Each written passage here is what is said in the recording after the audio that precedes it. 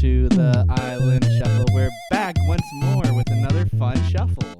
Hello to all of our fans and all of our family. All of our family, fans, listener, and to our haters, foes, and opponents. We also say hello. Hello, hater. Hello to all the haters. To all my enemies, I say welcome to our favorite show. Russia, China, North Korea, welcome. Welcome. This podcast is nothing if not a diplomatic mission. Yes. We can achieve world peace if we can just sit all the leaders of the world down in one place and make them watch a different episode of Lost every week, but in a random order. I think just one season 6 episode of Lost and everyone would leave and they'd be like, God, that was awful. Yeah. And everyone would agree that it's bad. Everyone would definitely, people don't agree on much these days. Yeah. But I think we can all agree, regardless of the nation you belong to or your politics, that season 6 of Lost is bad. And that's where we're at this week. Yes. And my God, we had a great season 6 episode. We had a season 6 episode that was definitely a cut above the rest. And it tells you something that it was still so much nonsense. Yeah. Where do you want to start with this one? I guess we should first say what episode it is specifically. Yeah. Season 6, episode 5, Lighthouse. Lighthouse. A house made of light? No, silly. One of those little beacons on the edge of a cliff to keep ships from fucking making a big mistake. A beacon for the water boys. The boys out on the water are lost at sea. The fog's too thick, and they're going, what the heck? Where can I even go anymore? I can't see. But then they see the beautiful beacon from the handsome lighthouse. I go to that. They say I better go to Peggy's Cove or St. Andrews or somewhere else. Is there an iconic? There's obviously an iconic lighthouse in PEI. What's that one? Ciggy's Cove. Hell, is that true? Yeah. Well, it's famous because they, in the old days, they would usually light it with a lamp. Oh. But then budget cuts. Right. And we couldn't afford a lamp anymore. Of course. So it was just a lit cigarette. Just the image of like a single lit dart just slowly spinning in the night. A single ember guiding the boys home. Yeah, guiding the boys home. We actually got, because PEI is so east and Europe is east of Canada, we actually brought back every single troop from World War I.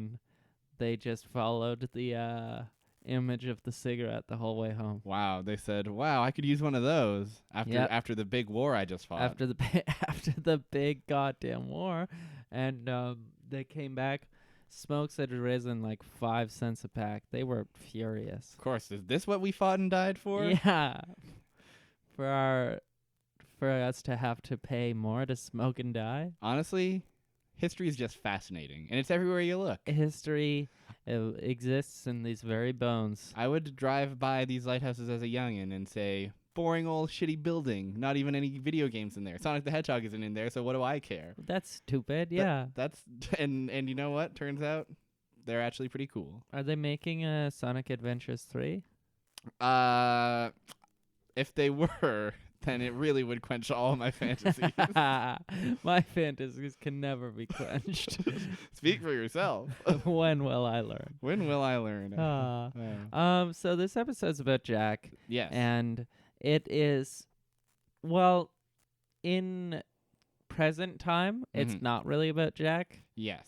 But so maybe let's go over the part that's about Jack. The sideways time? Yeah, which is in an alternate universe where basically the entire plot is Jack's son doesn't like him very much. Yes, and it's all just him, like, making a sad face and, like, grappling with that. He's like, why doesn't my son like me? And then his son is like, Dad, get a clue. Idiot, Dad. Dad. I feel like the first thing that I remember from these scenes is just Jack's son is like listening to an iPod. Yeah. And then Jack says, what are you listening to? And the son says, you wouldn't know them. Fucking boy, dude. Ain't that a mood? Ain't that a goddamn move? Man, oh man. Yeah, Jack's... So the other thing about Jack's alternate lifestyle is that his dad still died. Oh, yes. His dad still died. His dad still fathered Claire in Australia. His dad still died in Australia. Yes. And he was flying with a coffin back to LA, but they lost the coffin somehow. Yeah. Don't you believe it? And so what a hot mess. Poor Jack here is trying to sort out the details for his father's funeral. And his kid is being a snooty little tootie. Yeah, snooty little idiot boy. Little idiot dipshit boy. Dipshit boy. And yeah, he hits him with the like, you know what? We see each other once a month, Dad. Can't we just like get through it? And it's like, boy, daggers to Jack's heart. These are bad boys. These are bad boys. These are two boys who don't get along very well, it seems. And so Jack goes off to meet his mom, who I think this is the first time we've seen Jack's mom. Yeah, I didn't know Jack had a mom. Confirmed mom. She's here, and they're looking for Jack's dad's will. Oh my God, what do you call it when a bunch of moms are talking on the phone together? Murder of moms. A mom friends call. Wow! Thank you for that treat. You're welcome. So Jack's mom is alive and well. Mm-hmm. And not on a mom friends call. No, she calls Jack. Calls Jack, so it's a 1-to-1. And Jack is not a mom. So Jack is not a mom. Never. You know what? In an alternate universe, he might be. Mm-hmm. In this one, he's dad. He remains not dad. A very good dad. Not a particularly great dad. And so there's files everywhere in Jack's dad's office or wherever the hell they are.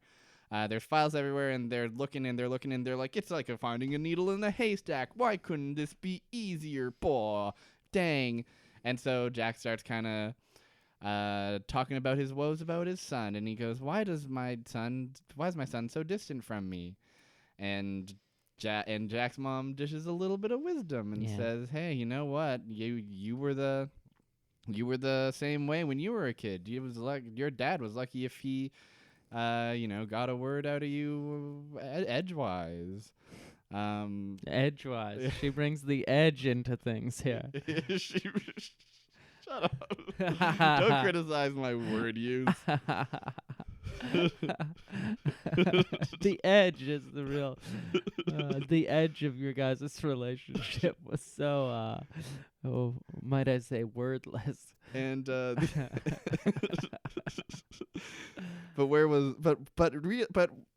we know about the edge of their relationship, but what's their bono of their relationship looking like? The what? The bono. Oh my God. It's a joke about U2, the band. Joke about U2 band. I love that band. You know what? They count from 1 to 14, and they skip many numbers, and that's better. 1, 2, 3, 14. They do that. U2 is the band that Jack's son was listening to. Yes, that you Jack wouldn't has know never him. heard of. You would never have heard of Achtung Baby. I want to look up U2 Vertigo remix. Wow. Yo, there's definitely a wild EDM remix. There's a dubstep remix of Vertigo out there for real, and it's gonna be good. I want like a footwork remix of Vertigo that's just like a nightmare, like intense, like percussion break for like 10 minutes, and then like one snippet of 14 like looped over and over again, and like repeatedly slammed. So it's like 14, and then that's it. That's the remix. That is the Vertigo. Yeah. Yeah. That's that is yeah. It's funny how remixes are like that sometimes. Remixes You're like, you just made a new song and took one tiny piece of this other thing. That's to me the best shit ever. I love that. That's so silly. I mean, what sampling? Some say it's an instrument in and of itself. I like free samples. Ever go to Costco? I like those. Dude. One time I went to Sobeys and they had so many free samples, and I was a kid and I was just like floored. I couldn't believe it. I couldn't believe I was getting a free little mini hot dog here, That's free little what cracker I'm over talking here. about. I was losing my mind, and then I realized that's not Sobeys every day. They were doing some kind of weird special promotion thing. Yeah, they were really going all out. They were going big, and ever since every time I go to Sobeys, that's the dragon I'm chasing. Yeah, fair enough. Chase that goddamn dragon. The sample dragon. It's the sample dragon. Yeah.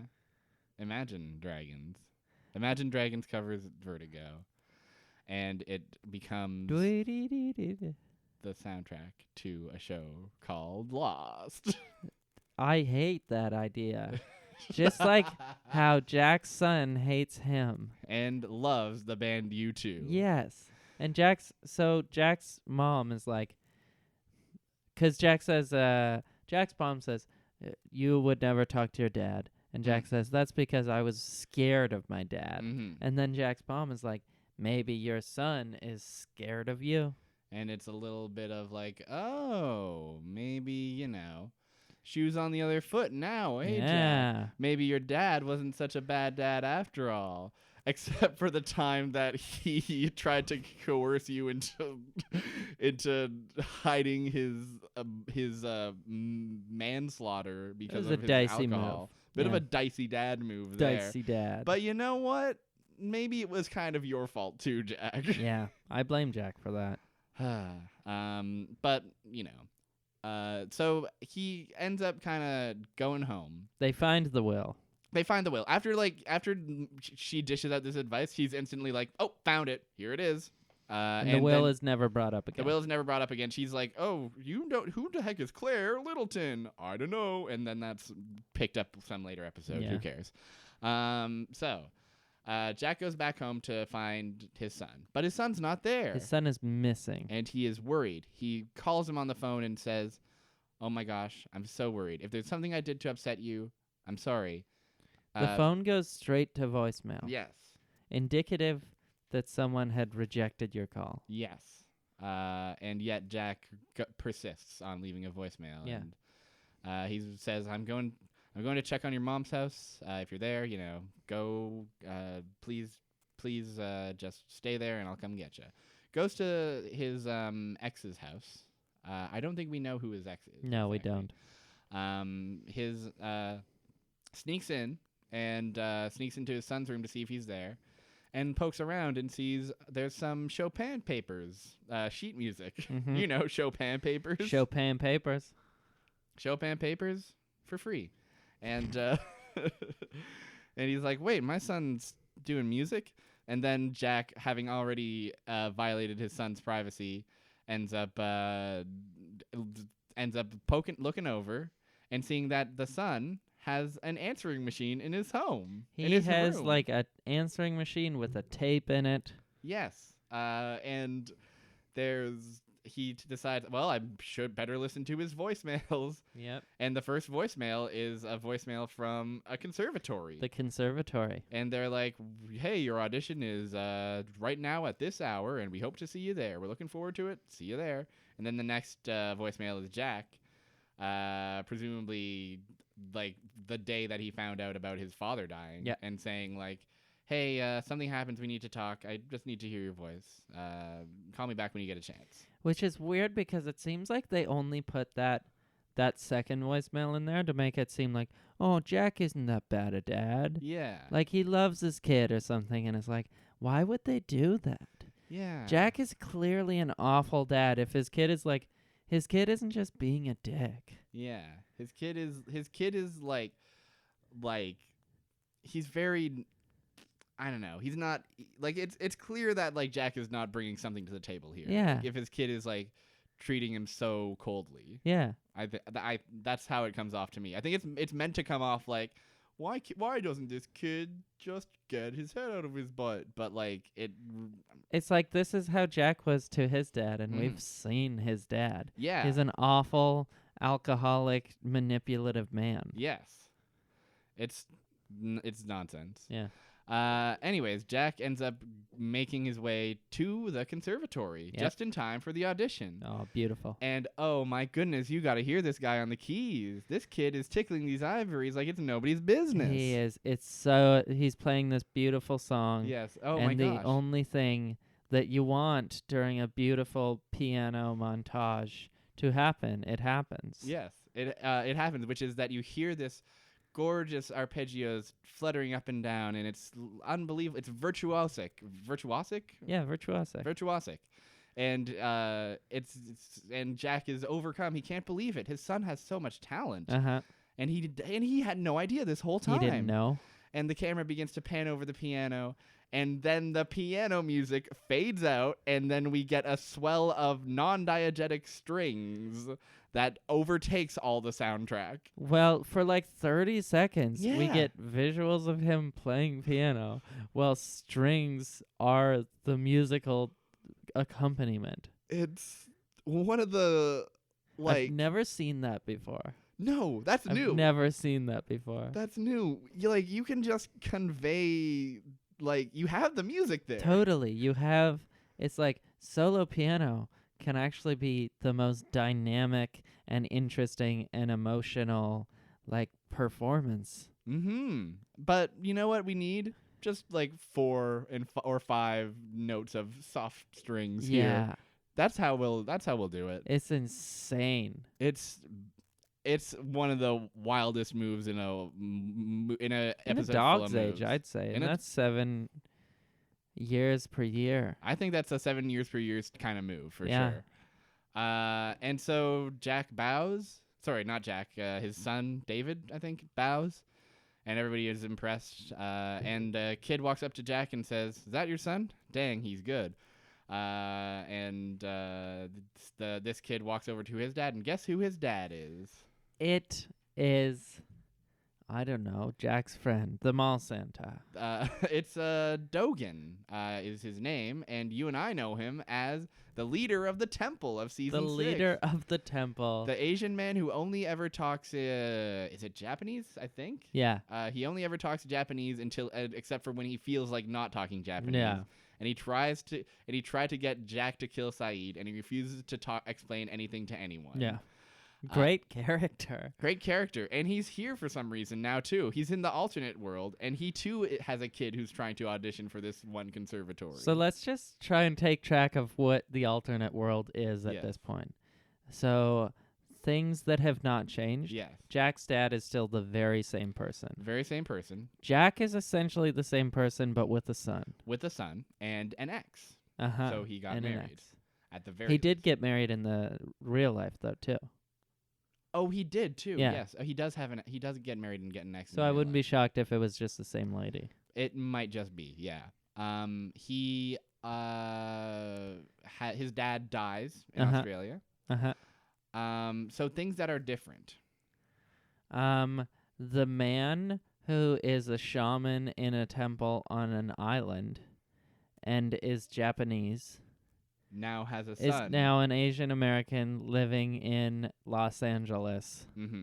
And has a kid also enrolling in music school. Yes, in the same music school that Jack's son is in. Yes. So these butterfly effects ripple out, and we can just never really know. For You know sure. how everything can change. Yeah, everything can change. And what's most interesting is when a random guy is there for no reason. For no discernible reason. So that's that. Is that? No, that's not that. There's one more scene. Jack kind of does a reconciling with his son. Jack meets up with his son outside, and he was like, "You were so good. Why didn't I know that you? Had no idea that you still playing. You were amazing. What's the deal?" And the kid kind of comes clean and is like, when I was a kid, I played piano, but you were always so intense about it. I didn't want you coming here because I didn't want you to see me fail. And Jack is like, "Well, look, I never want you to feel that kind of pressure. I love you and I want you to succeed. I don't, not that I want you to succeed, but I'll love you no matter whether you succeed or fail. You can never fail in my eyes." I think is the exact Jack. words. And Where was that 4 years ago? And he gets a little teary-eyed, and the boy gets a little teary-eyed. And as far as fucking alternate timeline bullshit goes, It was okay. it was fine. It was At least there was a thing. There was something happening. Jack didn't feel like a cardboard cutout character. His problems, even though they didn't actually matter, felt rooted in some kind of humanity at least. Yeah. Yeah. It was good to have the issue mostly be a person to person Yes. solvable thing instead of Sawyer's tracking down the criminal. Yeah, exactly. Yeah, that worked a lot better than it usually ever does. But it's so insane to me that in their final season of this show that has really been building up to something for a long time, Mm-hmm. they choose to spend so much screen time wasting time with useless shit. It's unbelievable. Because the the like alternate timeline, It's nothing. aside from a few scenes where like Desmond is rounding up the troops. Yeah. Has no have bearing no on anything. bearing on anything. Yeah. And there's a few. There's the only scene I can think of off the top of my head where I was like, "Oh, this something about seeing these characters in an alternate context, with the weight of like the whole other timeline happening. Yeah. Something about that almost resonates. Yeah. Like Jack sending Locke into surgery is the one that comes to mind most readily. Totally. But so much of it is just like dry nothing. It's garbage trash. Like we were just so thirsty for inequality in season 6 that the fact that this was at least rooted in some form of reality and not like weird cardboard cutout land. Yeah. Was like enough for us. Yeah, knocked it out of the park. Yeah, exactly. Great job, everybody. Like, I also want to stress how much season 6, but like this episode especially, looks like daytime TV soap opera. Quality. That was insane, actually. So many shots. Jack looking like pensive in like his study or whatever when he realizes his kid. It just looks like the most fake. It was really weird. It was bizarre. Hasn't had that quality before. And then on the island, like a lot of like shots of lighting seem like almost like washed out. Yeah. Like characters lose their features. It was really weird. It's bizarre. It's like the decline in quality in season 6 cannot be overstated. Yeah. Like season 5 did not. It looked silly, but it didn't look this bad. Yeah, it this mostly looks looked good. Insane. Yeah. It's bananas. Anyways, that's the alternate timeline. None of that. It was fine. It didn't matter. And then what happens on the island? I feel like it's quite a jumbled. It's a mess. Experience. It's a bit of a mess. There's like a main thing and a side thing. Okay. We can talk about the main thing first and foremost.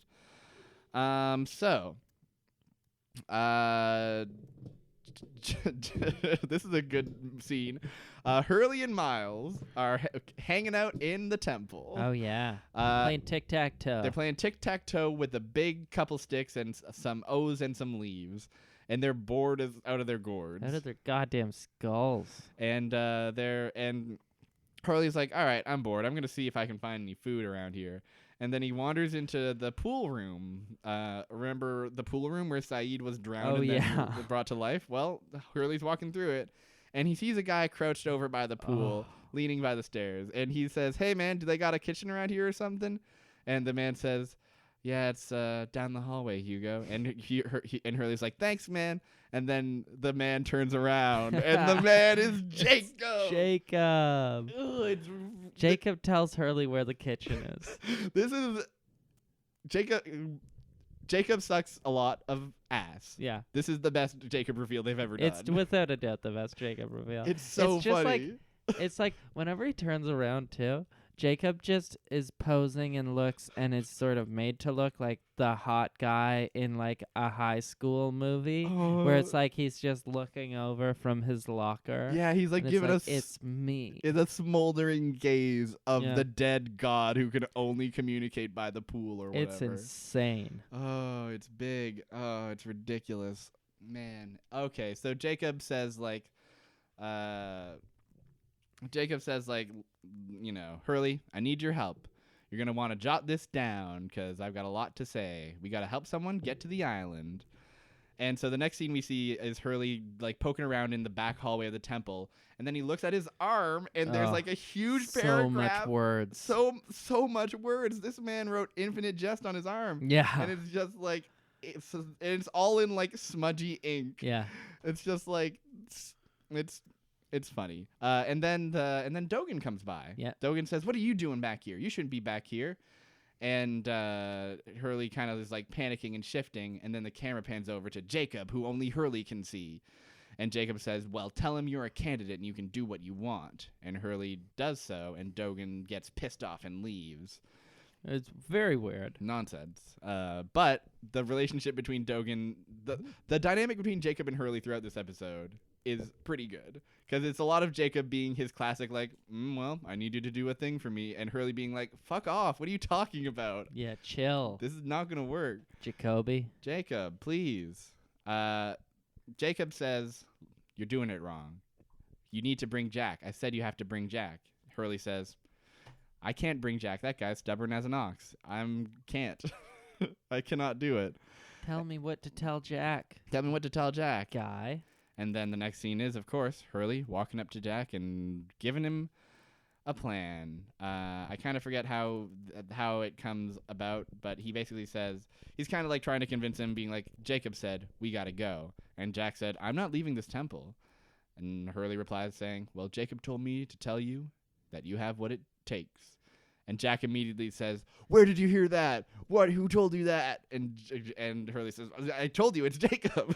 Why is it ever explained, or is it evident? Should it be evident already if you're watching this in a normal order why Jack would really respond to those words? Yes. They allude to it later in the episode where when he's talking in the alternate world, when he's talking to his fucking alternate world son, he talks about his own dad and how his dad always said that he doesn't have what it takes. Oh, wow. So the reason that Jack responds to the words, you have what it takes, is because in a different universe, his character was told that he doesn't have what it takes. This 30 years ago in a whole different world. I want to stress that this is one of the things that doesn't change. But yes, from our perspective, it does just seem like he's living in two lives at once, I guess. Yeah, it really seems like if those are going to be separate universes, then I sort of want them to be separate, you know? Yeah. Well, that's what we get when we watch the show in the dumbest way possible. Yeah, fair enough. Fair enough. Honestly, that one's on us. Okay, well, let's just watch it straight from now on. Yeah, I think we're going to just stop what we're doing, start a new podcast, and call it the Island Playlist. Yeah, and the Island Playlist. And it's just normal. From 1 to 120, real quick. Real quick, and we'll just go through every episode in painstaking detail. We should do an episode about the bonus features. Yo, there is actually one bonus feature that I do want you to see. Okay. And I'll explain it when the time comes. It'll come around like finale time, I think. Okay. Whenever that happens. But yeah, the bonus features are pretty funny. But we'll get to that. For now, the guys are off on a journey. The guys have escaped the temple. And the temple is powerful. Just kidding. The temple is obviously one of the worst set pieces of all time. So they're going, and they happen to run into Kate, and Kate pulls a gun out on Jack, and then laughs and says like, "Oh, Jack, it's just you, Jack. I almost shot you, Jack. I almost shot you." And it's all she does is laugh. And then nothing else happens. Nothing else happens. Jack is like, "Hey, you should come with us." And then Hurley said, "No, Jacob said it just had to be you and me." And Kate's like, "That's fine. I got to go do my own thing anyway." And then they part ways. That is it. Mm-hmm. That is Kate's appearance in this episode. That's Kate's appearance in this episode, and a fine one at that. They go on, and then they end up wandering into the caves from season 1, and they go, "Wow, remember this stuff? Remember the 2 bodies? Remember this busted up coffin that you and I haven't seen, but the audience has?" Anyways, on we go. And they eventually... And that was really one where the lighting was quite bad. The lighting was very odd in that scene. Like, even, like, obviously comparing season 1 to season 6 feels like comparing apples and oranges, but... Yeah. But if you want an easy comparison point, this scene in the season 1 caves compared to any scene in the actual season 1 caves. Yeah. Boy, howdy. They doesn't Not look the good. same at all. Not the same. The same. I also do like a moment where Hurley's leaning over those 2 bodies. Yeah. And he's like, kind of starts to theorize, and he's like, wait a second. What if we're going to travel in time again? And then we travel all the way back in time, and these guys are us. That could be something, right? It's like a nice weed moment. Mm-hmm. It's a nice weed moment. A lot of nice weed moments from Hurley this episode. That's all it really is. That's all that really is. But I do want to mention that this episode, like, since this episode's main focus is just Hurley and Jack trekking through the jungle, a lot of it is just them, like, chatting. Just chatting. Totally. Just chatting, and it's, like, a lot of them, like, like Jack's kind of like Hurley's like, hey, can I ask you something? What brought you back to the island? And Jack's just like, he says some corny bullshit. He's like, I thought that I was broken and I thought this place could fix me. Yeah. But like they also do that. Like they also chat about like, hey, why'd you break up with Kate? Like it feels like they don't exist in a vacuum. Totally. Which is one thing it that is nice. Which is one thing that this episode does better than more other season 6 episodes. It like it acknowledges that this is like a continuous actual life that these people are living. Even like going back to the season 1 caves makes you like aware that like, oh, like they've been here since season 1. Jack literally talks about something that happens in season 1. He literally talks about something that happens in season 1. And I know that's fucking nothing. It's really funny that that's where we're at with this. It's such a like this is all season 6 had to do. Yeah. And like it does it, I guess, but it still like looks bad and doesn't mean anything. I know. So yeah. Like it's fascinating. But it was just like, oh, it's not complete garbage. Yeah. It's like only they mostly thought garbage. Something. They were thinking they had brains in those skulls. These characters exist in a place where they think their actions will have consequences. Yeah. Like they're behaving. We know that they won't. They're behaving like themselves. So that's something I wanted to bring up, and I sort of brought it while we were watching it. Yes. Is what really shocked me is like, so Jacob is dead, yes. but he's talking to Hurley yes. throughout this entire episode. Yes. Because Hurley can talk to dead people, as we know. Saeed is dead. Yes.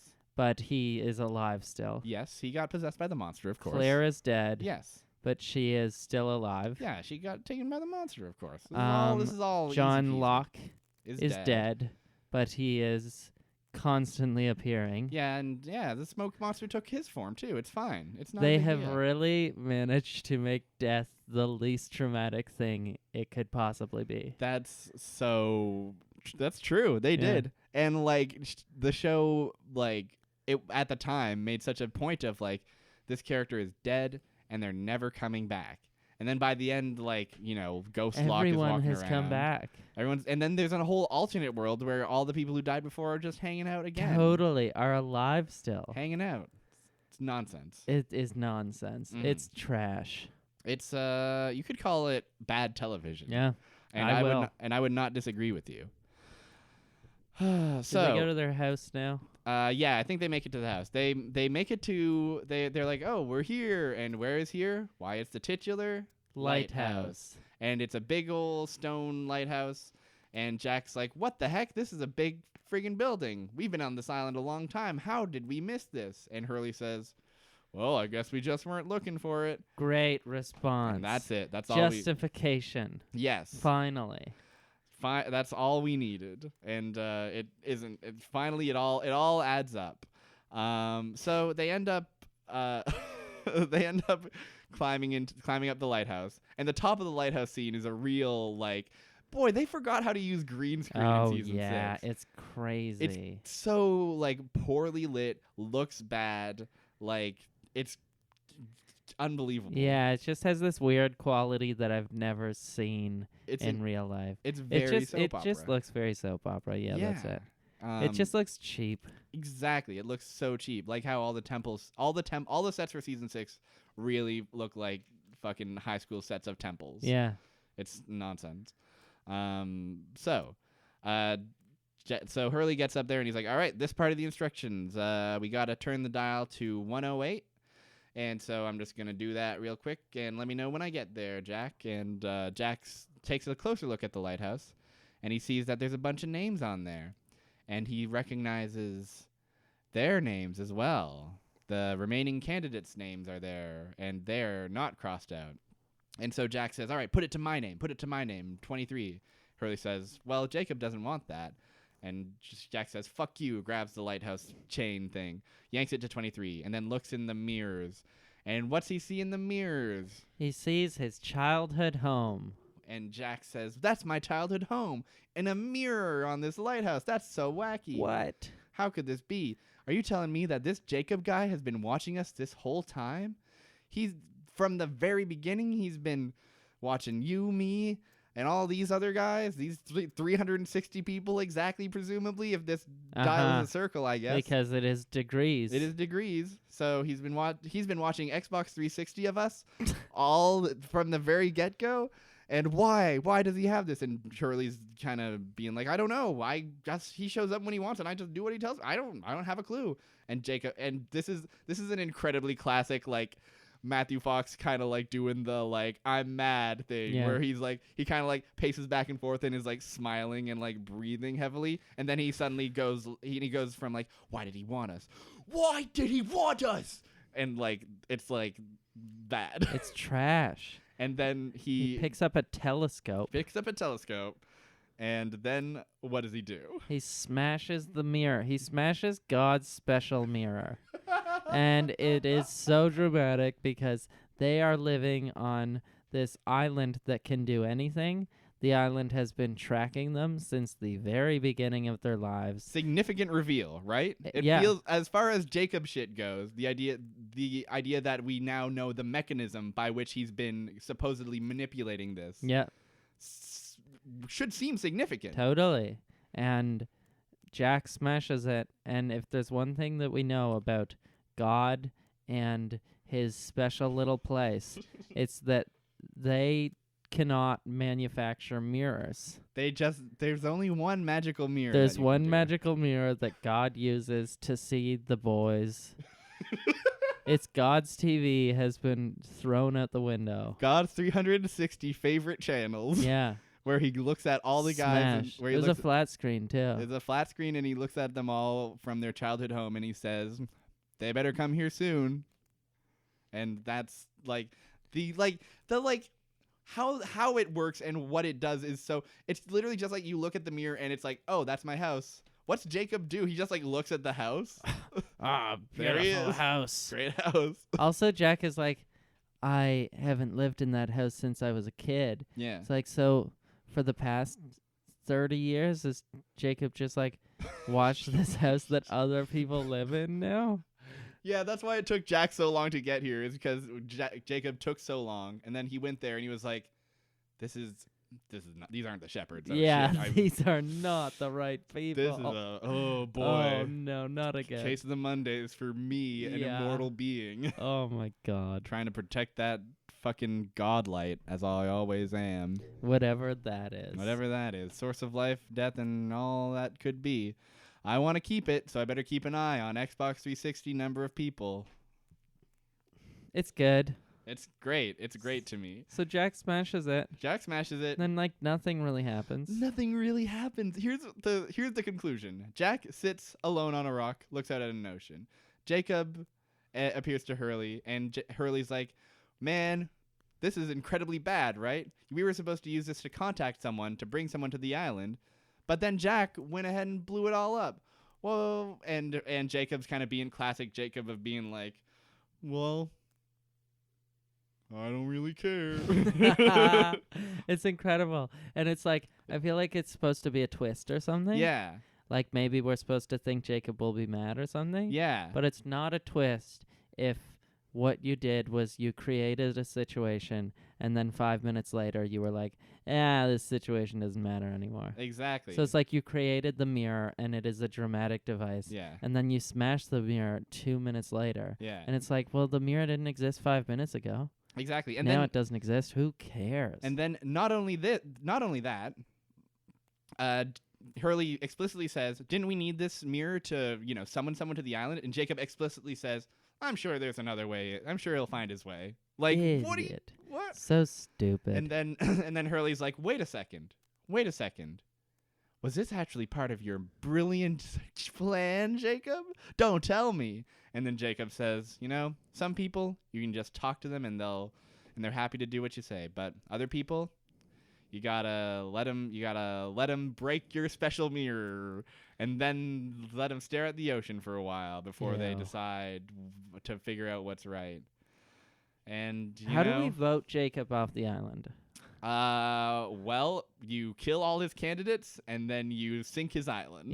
Yeah, I guess so, because killing him is not enough, and I have a big problem with that. Yeah, that's true. Killing him is not enough. I want him to be dead. Also, they burned his ashes. You can't burn ashes. They are ashes.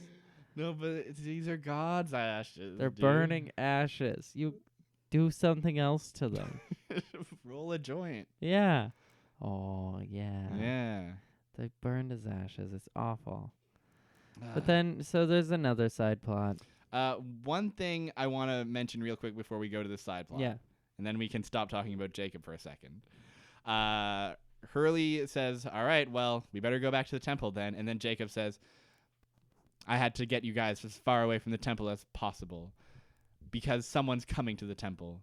Someone bad. First of all, just say the smoke monster. Just say his fucking name. Don't be a dipshit. Second of all, someone bad? Someone bad. Are you an infant? Totally, exactly. You're like, the bad man is coming to the temple. The baddest boy I know. The meanest widow boy I know is coming to the temple. Widow boy. And I wanted you guys to not get hurt. He's gonna hurt them. Give me my Timmies and no one gets hurt. Give me my Timmies and no one gets hurt.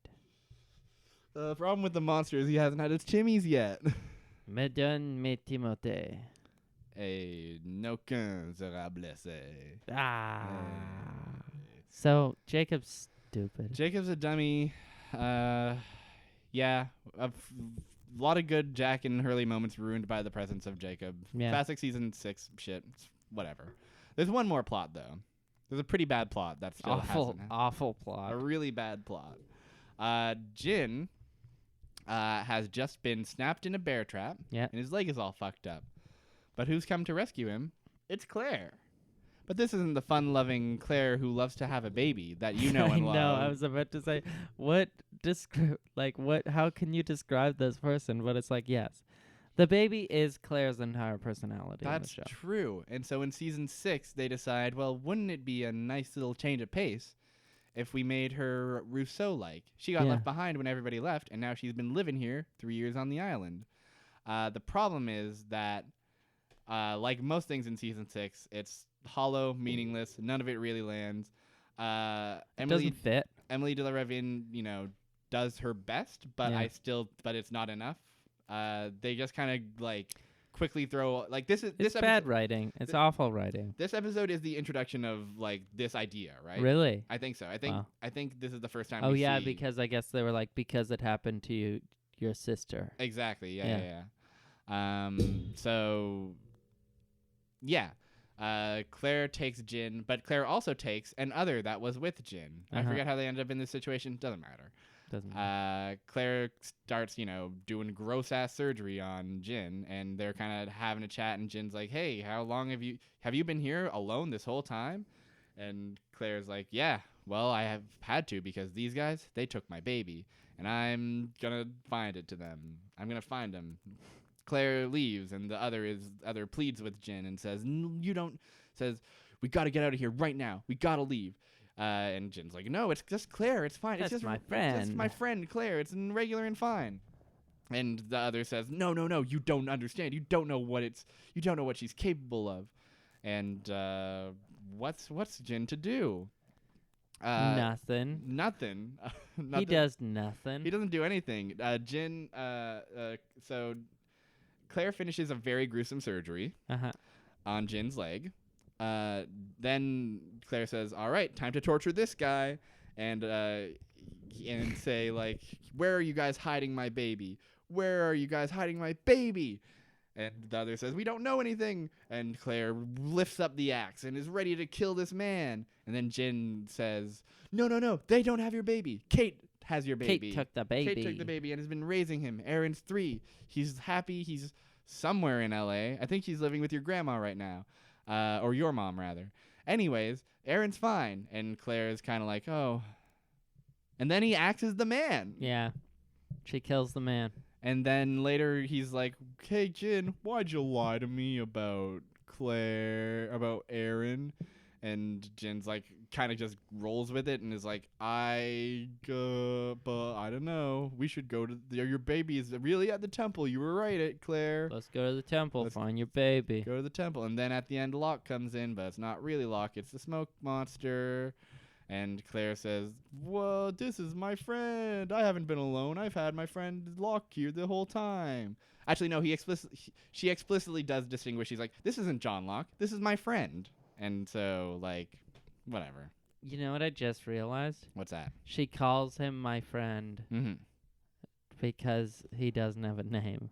He doesn't have a name. There isn't other vocabulary to call him. I like friend as a name. Yeah, I'm gonna start me calling too. him friend. I'm gonna take Does the smoke monster ever take a female form? Does the smoke monster ever take a female form? That is an interesting question. I don't think so. Wow. There's a case to be made for when Ricky was chained up in the boats all those whiles ago. Like, this was like the second episode we ever watched, so I don't blame you if you don't remember this. But oh, I do remember this. Yeah. Yeah, and there's this lady. Yeah. Yeah. And the lady wasn't that like a lady from Ricky's past? That was a lady from Ricky's past. Yeah. So how would her body have been there? It is unclear whether that was actually that could have been Smoke Monster. That could have been just Ricky being sad. Who knows? I think it was Ricky being sad because I don't like when things get to do that. Mm-hmm. When things get to be like, it's unclear whether maybe her body made it to the island somehow. And it's like, no, it didn't. You didn't write that in. You can't just say maybe about something that like you did a bad job of putting these things together. If you hate people figuring out trying to piece together bad writing and come up with a concrete theory about it, you'll love Lostpedia's answers. God. I am really interested to see what it is like this time. It's definitely nonsense. It is definitely nonsense. Oh my gosh, it's gonna be great. Yeah, I wholly agree with that point. If you were a shapeshifter and you could take any form, like you have let's say you have a limit that the same limit that Smokey does. Yeah. You can only take dead bodies within a certain vicinity. Yeah. Obviously you would like go wild with that. Totally. You would shapeshift. I would into try women. all the bodies, and there's so many bodies on that island. Yeah, I would definitely. You would shapeshift into women, men, children. I would shapeshift into animals. Oh yeah. I'd be an animal. Hell yeah. Think about that. You'd be an animorph? I would be. I want to be an animorph. You should be an animorph. You should listen to the Wonder Years, a podcast about the animorphs. Yes. I should save that for the end of the on podcast. noisepace.xyz. XYZ, thank you very much. It is a Canadian product. Okay. I'm being very cautious because I'm trying to avoid. As we know, James has never seen the finale, so I'm trying to avoid spoilers. I don't know how it ends. But I think this one I can give you. Who is David's mother? Jack's ex-wife. Correct. And who is Jack's ex-wife? Is it the same as in the real world? It is not the same as in the real world. Oh, I don't know. It's Juliet. Ew. That's fun. Fuck that. They got married and then got divorced and had a kid. That's what's different. Ew. That's what happens that's what happens when LA makes it to LA. Wait. Juliet never lived in LA. No, she lived in Miami. She lived in Miami, and I know that because her sister went, "Welcome to Miami." As all Miamians do. We're in Miami. Honestly, I always announce whatever city I'm in. I always say it's Montreal, baby. It's Montreal. Here we are in Montreal. Hey, who's coming? Who's coming to the island? Whitmore? That's exactly right. I saw the gears turning in your head as you tried to piece together all the fucking nonsense that was in season 6, and there was one piece of nonsense that wasn't in this episode, and it was Whitmore. And it was Whitmore. Why did Christian and the monster tell Claire that the others had her baby? Because they want Claire to go to the temple. More or less. This is a good paragraph of nonsense. He claims to have been giving her, quote, someone to hate as a helpful way to cope with her separation from Aaron. However, as it is in fact he himself who separated her from Aaron, it seems this was in fact claiming her for use against Jacob's forces. That sentence is weirdly structured. That's not words. That's not words. Oh, baby. Here's one. Here's one I have no memory of. What is the significance of Dogan's son? There is none. I want to say, I agree with you. Lostpedia has other ideas. Okay. This is I don't remember if we've seen this or if I just don't remember it, but Dogan had gotten his son mortally wounded in a car accident. Jacob offered to heal his son, but in exchange, Dogan had to take his position on the island and would never see his son again. What? Ew. What? That's why he's learning piano? Yeah. Okay. Yeah. That is the significance of his son. That nothing. Oh, man. All right. And finally, we have a... actually, no. We'll have a couple more. One... I thought, no, this isn't spoilery because we've seen this happen. What is it that Jack has to do, according to Jacob? No idea. Oh, become the protector of the island, of course. Okay. Takes Jacob's job. Wow. This is all part of... Isn't he... So Jacob is lying to everyone, saying that they're all candidates? It's only Jack? I guess so. According to this, yeah. It was always going to be Jack. It was, no matter... There were Xbox 360 other candidates, but... Jack was the one the Jack whole was time. always the one. It had to be Jack. Finally, a self-implied one. What is the nature of the lighthouse? Just give me a little rundown of that sweet lighthouse that we all know and love. Our favorite. Well, fixture. The lighthouse is the place where Jacob goes to look at the house of Jack's family friend who bought it from Jack's family. That's correct. That's absolutely correct. But there's some details in here that I am so eager to share with you. Under Jacob's orders, it was built by the Egyptians, as indicated in the hieroglyphics. By the Egyptians. You know, the Egyptians. Remember Weren't the Egyptians? they in Egypt? No, they're on the island. They're on the island now. They're on the island. They made it to the island. It was used to guide ships to the island and later repurposed by Jacob to watch the candidates in the mirror, of course. Classic TV. Jacob seems to have endowed it with some electromagnetic or space-time power. Ooh, I love to hear electromagnetic or space-time power. Ew. That's just great. Some, just a touch, just a dash of a pinch of electromagnetism, a pinch of space-time. God's mirror. It's that easy. God's mirror. Also, as Jack seems to suggest in the episode, it seems they had to be looking for it in order to find it, thereby keeping its existence long undiscovered, which is such a just don't do that. I hate it. I am frustrated with that. An island can be big enough that you can not find a thing. Totally. It is fine to just be it could be hidden. Instead of being like, well, I guess, how did we miss it? We weren't looking for it. Oh, baby. Whereas other stuff, it'll be like in season 2 and 3, they're like finding hatches left and right, and it feels like, oh yeah, okay, and they all seem to have it's this big mysterious island. It all seems to have a coherent purpose. This is where they farmed. This is where they ran an experiment. This is where they watched that experiment. This is where they gathered intel on the hostiles. This is the TV lighthouse that's hard to see. So you can't see it if you're not looking for it. Ew. The episode was bad. Garbage TV.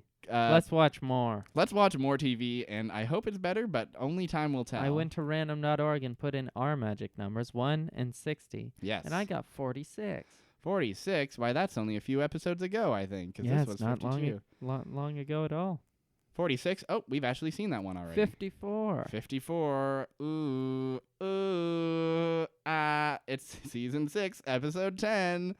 The Package, and it's a Sun and Jin episode, and we haven't seen it. Wow. So more of season 6 coming up. Boo. Boo to that. It's gonna be like this episode, but way worse. Okay. Well, we had to do it. We are morally obligated to do it. Unfortunately, but you know what? That's the problem for next week, if you ask me. I'll let future Jim and Bean worry about that. Honestly, big same. That will do it for our show. Thank you so much for listening to us. I've been Bean. You can follow me on Twitter at Barrier Trio. I've been James. Go to jamesbrown.space to see all my good. And so much good it is. The amount of good on website. It's big. It's big. Big good on website. Big good on website. You can follow the show on Twitter at Island Shuffle or on Facebook.com/The Island Shuffle. Also want to give a shout out to noisepace.xyz. The kind and clever hosts of our podcast. Really clever. Really clever and so kind. And I want to shout out one podcast in particular, Tuning Fork, This is a podcast that is about albums that were either praised or panned by Pitchfork Media. Yes. And it kind of goes into like the whole culture around Pitchfork and like dives into the review and stuff. That sounds interesting. It is. And I bring it up because they just released an episode about Lulu, the Lou Reed and Metallica no collab way. album. Oh, Yeah. I have to listen to this. You got to listen to Yeah. it. I haven't listened to it yet, but I am excited to. I love that album. You- I love that album. Yeah, that album got a 1.0. Yeah. And you played it for me, and I would like you to describe for me how you described it. I say two things usually when I describe that album. One, it sounds like high school metal band was practicing in their garage and their drunk uncle came in and tried to sing. Yep. But also I think it just sounds like people who are making fun of music. That's the one that sticks with me. You played it for me and I like was aghast. I Yeah, couldn't believe it's it. crazy. It's really on one. Yeah. Anyways, go listen to that episode if you want to hear more about Lou Reed and Metallica's famous collaboration. And that will do it for us. That's it. That's it for us. And Thanks for listening. Thanks for listening. Thanks for Lost. Thank you, JJ Abrams, for everything. Good job, bro. Jajabrams. And like we say at the end of every episode,